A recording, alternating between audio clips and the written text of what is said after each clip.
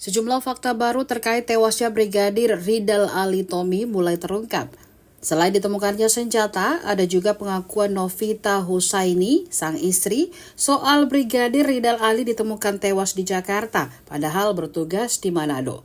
Dihimpun Tribun Timur dari Tribun Manado, sebelum ditemukan meninggal dunia dengan luka tembak di bagian kepala, Brigadir Ridal menjadi seorang ajudan di Jakarta. Kata Novita, sepengetahuannya suaminya menjadi ajudan dari seorang polwan. Meski demikian, dirinya tidak ingin membeberkan identitas si ibu polwan.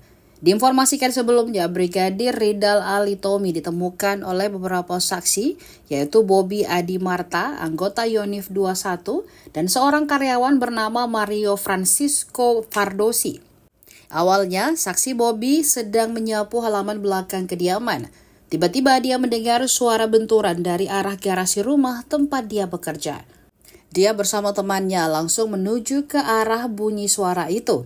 Di situ, dia melihat mobil Alphard berwarna hitam nomor polisi B1544 QH bertabrakan dengan mobil jenis Lexus warna putih nomor polisi AD1JKW yang sedang terparkir di garasi. Saksi kemudian memeriksa ke dalam mobil Alphard dengan cara mengintip dari kaca sebelah kanan. Di situ dia melihat korban sudah tidak sadar dan di kepala sebelah kanan sudah mengeluarkan darah dan diduga terkena tembakan. Saat dipanggil, korban sudah tidak menjawab. Saksi kemudian memanggil saksi Mario yang sedang berada di halaman belakang dan bersama-sama mengecek keadaan korban meninggal. Saya nggak nanya ya, cuman saya dengar sekitar 5:30 sore. Jam 12.30 ya. Kalau Bu RT sendiri dapat kabar sekitar jam maghrib. Saya dapat telepon dari Polsek Mampang. Oh, disuruh datang. Bagian Mas kita ya.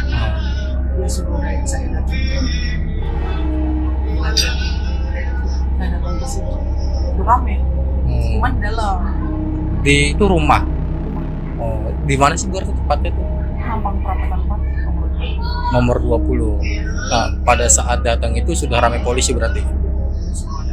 Aduh, Bu RT nggak tahu ada kejadian apa atau memang. Pas saya datang, saya ngadap ke maksudnya.